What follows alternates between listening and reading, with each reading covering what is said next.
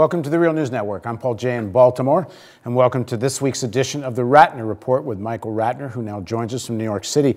Michael is President Emeritus of the Center for Constitutional Rights in New York. He's chair of the European Center for Constitutional Human Rights in Berlin. He's also the U.S. Attorney for Julian Assange, and he's also a board member of the Real News Network. Thanks very much for joining us. Good to be with you, Paul. So you spent a hell of an emotional day at a remarkable trial of Bradley Manning today. What happened? I went down to Fort Meade, and it was an all-day affair. Bradley Manning was in the courtroom. Most of the press goes to a feeder room, but a few of us, I'm not press, go into the room with Bradley Manning.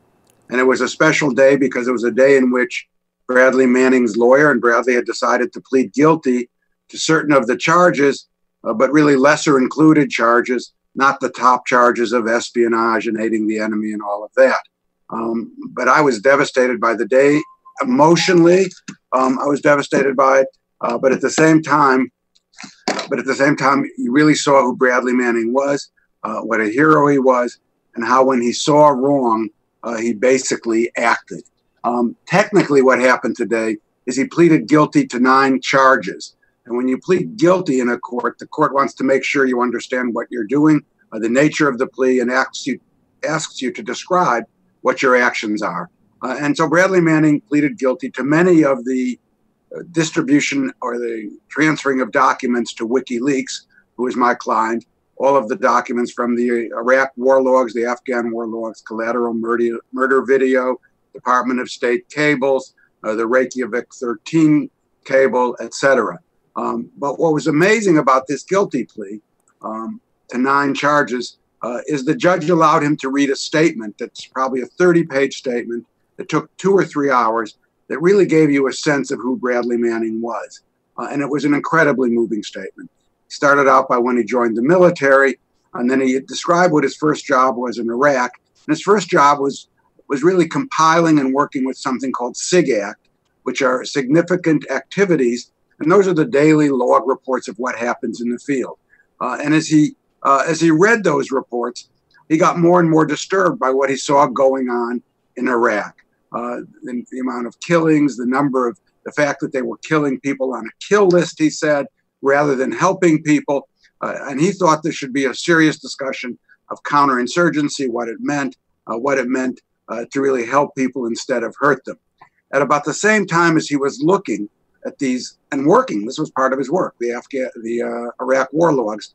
And of course, the Afghan war logs, similar material, were in the same sort of location, so he got to see those as well.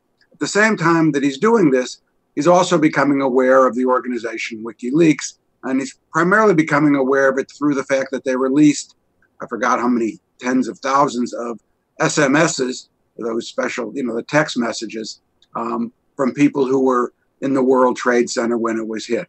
And that was, I guess, an exposure by WikiLeaks. And then he did some research on WikiLeaks while he was at his computer, and he found out that in 2008, there was a report done by the U.S. government about how to counter WikiLeaks way back in 2008. So you have these two things going along, him getting disturbed by the Iraq war logs, the Afghan war logs, and then him being in contact, at least, with WikiLeaks. First thing that happens is the Iraq war logs and the Afghan war logs. And what happens is that he gets disturbed by it. He doesn't do anything with it, but he goes to the United States at some point with those logs downloaded onto his computer, I guess, or onto a chip, really, like a little SD card. And he's in Maryland, and there's a snowstorm. He can't decide what to do with it. He talks to someone who was at least his boyfriend for a while and said, what if you had things that the American people ought to see? The boyfriend is non-committal. He keeps thinking about it. It keeps bothering him. And ultimately, when he goes back to Maryland from Boston, he goes into a Barnes & Noble because there's a snowstorm and he needs to use their broadband. And he uploads the documents to WikiLeaks. He uploads them through their site, where it's an anonymous upload to WikiLeaks. And then he said afterwards, I felt really relieved. I felt that this was something the American people had to see. They had to debate this war, and I hoped that the Afghan war logs and the Iraq war logs would change the situation. So that's the first set of documents. At the same time, he's then in, of course, correspondence of some sort with WikiLeaks. He doesn't know who's at the other end of the computer. He says at some point, Maybe it's Julian Assange, maybe it's someone named Daniel Schmidt, who is the German guy who was at least with WikiLeaks for a while, Domscheit Schmidt. He doesn't know who it is. He says it might be other people in WikiLeaks organization. I don't really know who I was communicating with. It's anonymous. And then he also says during the course of this day that I was not pressured at all by anybody from WikiLeaks. This was a decision I made on my own.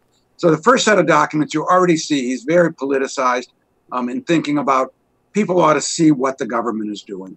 The next big event that happens is the collateral murder video. People are in his Iraq office and they're discussing, they're discussing these videos and did it comply with the rules of engagement or not? And so he decides to go look at it himself, and he sees it, and he's really upset by it. Because first he sees what looks like you could argue is a mistake when the two Reuters journalists are killed from what he calls an aerial gunship, and he says well, they mistakenly shot them, and of course there's a dispute about whether that was a mistake or whether they should have killed those two Reuters people. But then a van comes to try and rescue people, and the people in the helicopter fire on the van, and at that point, he thinks that's just outside of the rules of engagement. These people were coming to rescue him; they had no weapons. And then he hears the bloodlust of the people in the helicopter, and that's the word he used: bloodlust. When they saw a guy crawling along the ground who apparently was wounded, they said in the helicopter, "We hope he picks up a gun," essentially so they could shoot him. And he gets very disturbed by this. Very disturbed by the fact that it wasn't given to Reuters, even though Reuters asked for it on behalf of their dead journalists in their own organization, and that the U.S. government or CENTCOM, the military, said they weren't even sure they had it, and there it was. So that's again him being upset by what he saw and doing something and acting on it. So that's the second thing he pleads guilty to, is giving that video. Again, uploading it to WikiLeaks. Turns out not to have even been classified, which is interesting. But he gives it to WikiLeaks. The third incident is with the Iraq police. He's asked to help out with the Iraq police, the Baghdad police. They've helped them identify, insurgents or other things. I think something like that. At some point, 15 people are turned over to the Iraq police, and he looks into what their case is. He's asked to do that. And the case against them was nothing but putting up posters about the corruption of the government in Iraq. He gets very upset by this because these people are treated badly. He's afraid they're going to be disappeared, and he's even afraid they're going to go to Guantanamo if they're turned back to the United States. So what he does, he tries to report it to his commanders. They, of course, they disregard it. And at that point, he again uploads that to WikiLeaks. WikiLeaks does not happen to publish that, but he continues, of course, talking to WikiLeaks about documents or at least about continuing to be in touch with the WikiLeaks about documents. And that got him intrigued by something he'd been upset by for a while, which is Guantanamo. What he said in court is, look, we have a right to interrogate people, sure. But Guantanamo really is morally questionable. But what we're doing is keeping innocent people there and people who are very low level. And Barack Obama promised to end it. And I think it just hurts the United States to keep it open. And that got him interested in finding what are called the detainee files. And those are files on each of the detainees in Guantanamo. And then he says, when he said to WikiLeaks, here's what I'm going to give you. And WikiLeaks says, well, what is it? And WikiLeaks responded, well, they're old and not that political, but they're important historically for Guantanamo, and they may help the lawyers as well. So then those get uploaded to WikiLeaks. And then, of course, the last thing he talked about was the State Department cables.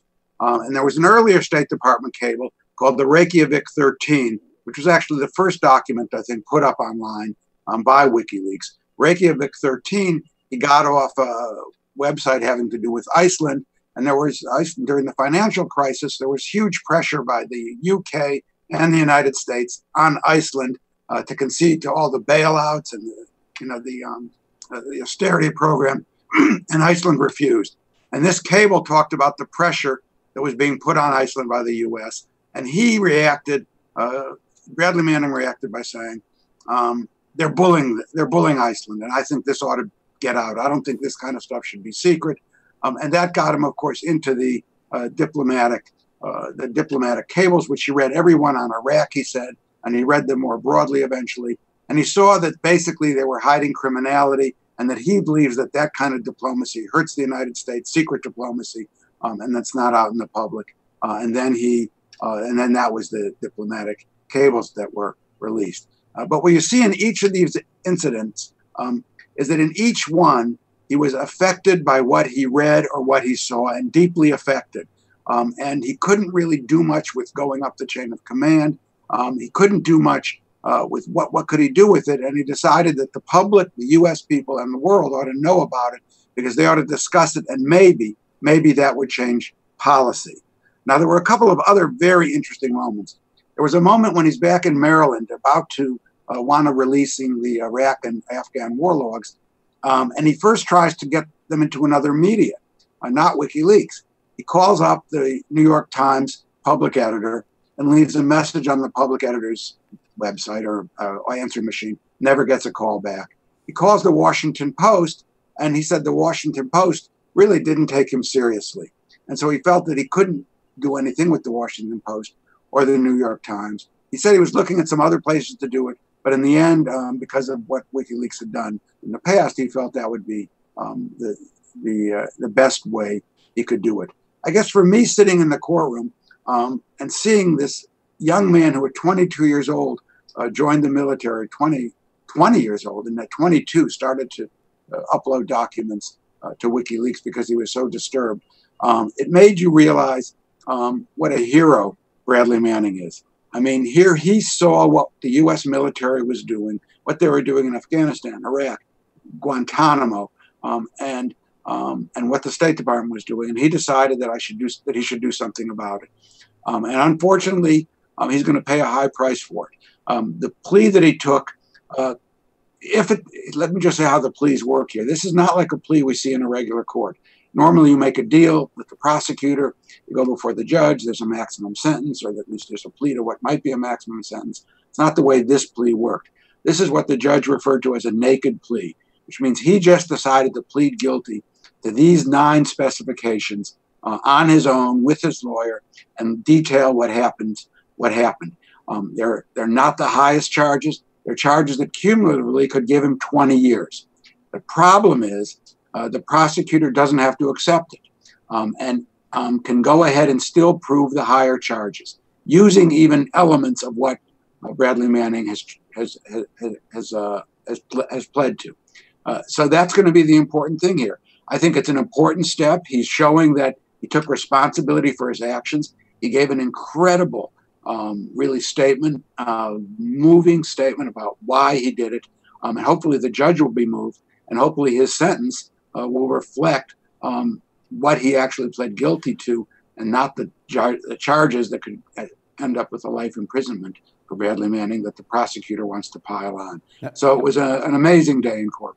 Now, he's been kind of depicted to some extent as sort of a weak person, sort of disturbed. What kind of man did you witness? You know, this is the first time I saw it was when I went to Bradley Manning's hearing, where he actually got on the stand and testified about the abuse and torture that he underwent for almost a year between Iraq and Quantico. And at that point, you realized that this is not a weak, this is not a disturbed, this is something very, very different than that. This is a strong person, very intelligent. That came out in the hearing on the abuse, and it came out today. First, he was obviously very intelligent. I mean, he was put into this high-level computer thing. When you heard him talk about computers, he just knows a heck of a lot. But in addition, he's a strong person politically, about what he thinks, about how he presents himself. He didn't have a weak voice. There was even a couple of funny moments in this very difficult day. At one point, the judge asked him a question, and he couldn't answer it without revealing he said classified information. So the judge, so everybody laughed about it, because here he is now actually in the process, when he's asked a question, of protecting classified information from the judge's question. So everybody got a little bit of a laugh out of that. But of course, it's a tough day for Bradley Manning, that he's going to be sentenced to certainly a fairly long term, hopefully not that long, and hopefully they'll accept these charges. But what I sat there and realized is, here you had a 22-year-old person who really acted on what he saw in his belief, and he's going to be someone who, if we can, as a last point here, the 35-page statement or whatever it was not given to any of us. It was given to the judge. It was given to all these guys in camouflage and everybody else. We didn't get it. It's not because any of it was classified. I heard every word of it. It's because this court doesn't give materials out very readily. And we have lawsuits. The center has a big lawsuit going on about this. We've gotten them to release a few things. But this document is so important in my view. I think young people, old people reading this document will be moved to act themselves in a way that will try and make this country really adhere to the rule of law and stop being the killing machine that I think Bradley Manning saw that it was. All right, thanks very much for joining us, Michael. Thank you, Paul. And thank you for joining us on the Real News Network.